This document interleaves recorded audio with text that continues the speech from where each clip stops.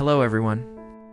I'm sure that everyone has heard about the recent tragedy that happened in Swat, KPK province, where a cloudburst took place and thousands of people lost their lives. Their homes, their businesses, and many went missing. I'm so sorry for those who lost their loved ones in this tragedy.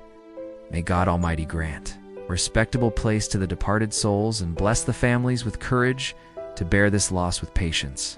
The question is, what actually happened there? What is this cloudburst? How does it happen? What should we do to protect ourselves from such tragedies when the rainy season begins in our areas? First of all, let's see how this cloudburst happened and what actually it is.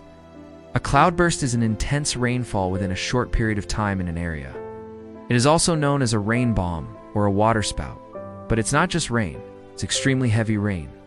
It causes flash floods, landslides, and sometimes even damages infrastructure like houses, roads, and bridges. So how does a cloudburst happen? When warm, moist air rises rapidly in the atmosphere, it can form a cloud. If the air keeps on rising, the cloud grows bigger and bigger and becomes very dark. This is the same process that forms a thunderstorm. Now, if the cloud becomes too saturated with water droplets, it starts to rain heavily. If the air keeps on pushing the water droplets up with the same force, then the intensity of the rainfall will increase. At some point of time, the amount of water in the cloud is so heavy that it cannot hold anymore. Then what happens next? The water comes out of the cloud in the form of extremely heavy rain, which is called cloudburst. When a cloudburst happens, it feels like someone has pressed the pause button in the sky. Everything becomes quiet. The strong winds that were making the cloud burst suddenly stop blowing. The heavy rain stops and the sun comes out to show the destruction it has caused. Cloudbursts are short-lived phenomena. They usually last for 1 to 2 hours, but in some cases they may continue for 3 to 4 hours. They happen in hot and humid climate and are common in the hilly areas.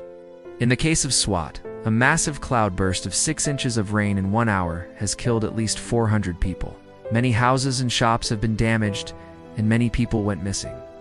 The death toll could rise further as many people were still trapped under the rubble. This was the result of extremely heavy rainfall in a short period of time. Now the question is, how do we protect ourselves from such tragedies when the rainy season begins in our areas? So here are some tips to stay safe during the rains. Number 1, try to stay indoors during heavy rainfall. This is the most important thing you can do to stay safe during a cloudburst. If you're caught outside in the rain, then move to a lower level building or take shelter under something that can protect you from the rain. Never stay on hillsides or near rivers or streams during a cloudburst.